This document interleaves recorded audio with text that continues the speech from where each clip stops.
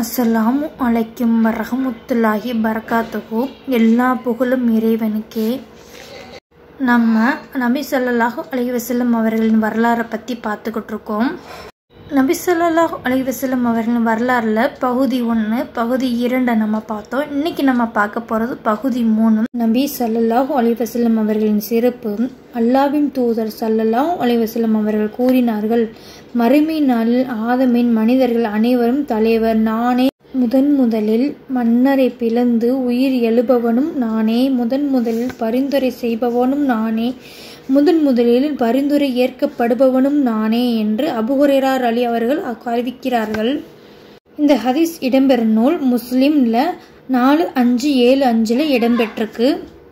நபி ஸல்லல்லாஹு அலைஹி வஸல்லம் அவர்களின் பரம்பரை. அல்லாஹ்வின் தூதர் ஸல்லல்லாஹு அலைஹி வஸல்லம் அவர்கள் கூறினார்கள், அல்லாஹ் இஸ்மாயில் அலைஹிஸ்ஸலாம் அவர்கள் வழித்தோன்றல்களில் கினானாவை தேர்ந்தெடுத்தான். கினானாவின் வழித்தோன்றலில் குரேஷியரை தேர்ந்தெடுத்தான். குரேஷியிலிருந்து பனூ காசிம் குலத்தாரை தேர்ந்தெடுத்தான். பனூ காசிம் குலத்தாரிலிருந்து என்னை தேர்ந்தெடுத்தான். நபிகள் நாயகம் ஸல்லல்லாஹு அலைஹி வஸல்லம் அவர்கள் பனூ காசிம் குலத்தாரை சார்ந்தவர்கள். அதாவது நபிகள் நாயகம் ஸல்லல்லாஹு அலைஹி வஸல்லம் அவர்கள் தந்தை அப்துல்லா அவர்களின் தந்தை அப்துல் முத்தலிப் அவர்களின் தந்தையே காசிம் ஆவார். நபிகள் நாயகம் ஸல்லல்லாஹு அலைஹி வஸல்லம் அவர்கள் ரபியுல் அவ்வல் மாதம் திங்கட்கிழமை கிபி 571 சவுதி அரேபியா நாட்டில் மக்கா என்ற ஊரில் பிறந்தார்கள். இது நூல் முஸ்லிம்ல 2153 இடம்பெற்றுள்ளது.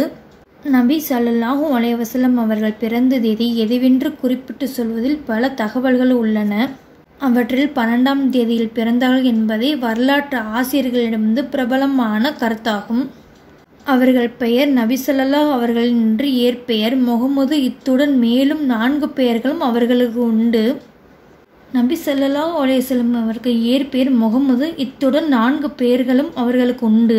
1 அகமது, 2 அல்மாஹி, 3 அல் ஹாசிர், 4 அல் ஆஹிப் என்பதாகும். இது புகாரில் 3532 இடம்பெற்றுள்ளது. நபி ஸல்லல்லாஹு அலைஹி வஸல்லம் அவர்கள் தாயின் வயிற்றில் இருக்கும்போதே தகப்பனார் அப்துல்லா இறந்துவிட்டார். அதனால் அவரது பாட்டனார் அப்துல் முத்தலிப் அவர்களின் பராமரிப்பில் வாழ்ந்து வந்தார்கள்.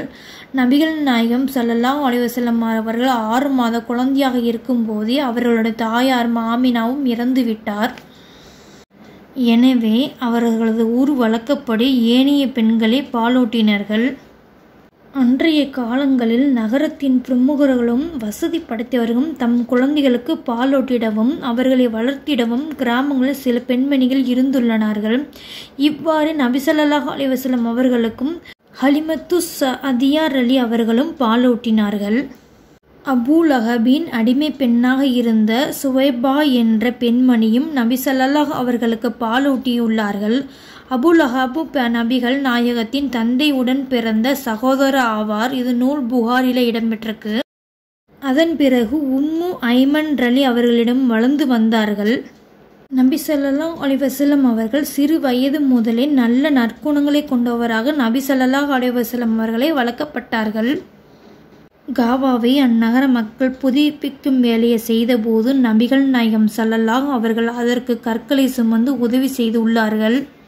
சகோதர சகோதரிகளே, இன்ஷா அல்லாஹ் இன்னொரு வீடியோவில் இதுபோல் சந்திப்போம். நபி ஸல்லல்லாஹு அலைஹி வஸல்லம் அவர்களின் பிறப்புகளையும் அவங்க எந்தெந்த தாயார் அவங்களுக்கு பால் ஊட்டுனாங்களையும் நம்ம இன்னைக்கு வீடியோவில் நம்ம பார்த்தோம். இந்த வீடியோ உங்களுக்கு பிடிச்சிருந்துச்சுன்னா லைக் பண்ணுங்கள், கமெண்ட் பண்ணுங்கள், ஷேர் பண்ணுங்கள்.